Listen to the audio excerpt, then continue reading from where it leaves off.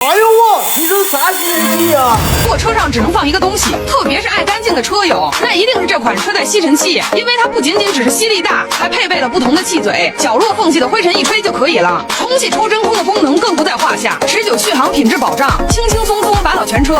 我买了，直接开测。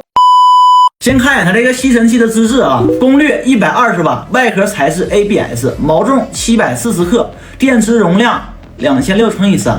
也就是7800瓦是吧？然后厂家、厂址执行标准都有啊，它这个资质还齐全。来，再看，它这里面带了一个说明书、合格证，还有3个滤芯，包括2个刷的。这些踢罐头就是一些吹气的，还有吸气的啊。这个是一个集成厂，带了一个Type-C 充电线。来看啊，这个就是那个车载吸尘器了啊。它这个外观看起来啊，有点像雷神之锤那个感觉啊，就看起来啊比较精致那种啊。拿一手量啊。分量也还可以啊，来开试试啊。OK， 这一侧是吹气的啊，哇，它这个吸力很猛啊！哎呦，上来就给我手吸住了啊！这么瞅着倒是不错，但是实际用起来怎么样？走，咱试试。它这吸尘器我已经组装好了啊，这地方是安滤芯的啊。来，咱开吸啊。吸力很大啊！哇，吸的真猛啊！看。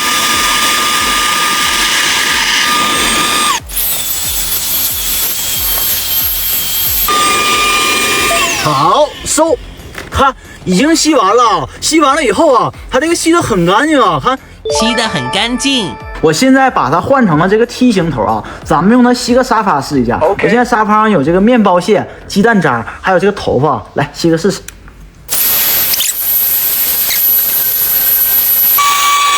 啊，可以看到吸完以后，这上面的那些垃圾碎渣都没有了啊！而且它清理起来很简单啊，给这个滤芯抽出来啊，这么一倒就行了。而且它这个滤芯是可以反复使用的啊。咱们往键盘上倒点面粉，测试吹气。好，来啊，开吹啊！哇，它这个吹力真猛啊！